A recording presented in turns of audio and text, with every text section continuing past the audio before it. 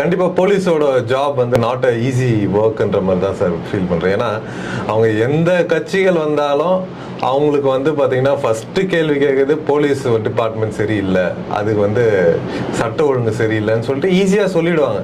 ஆனா பட் அதுல வந்து டிஃபிகல்டிஸ்ன்னு பாத்தீங்கன்னா எப்படின்னா ஒரு வாடகை வீட்டுக்கும் ஓன் ஹவுஸ்ல இருக்கிற டிஃப்ரென்ஸ் மாதிரி.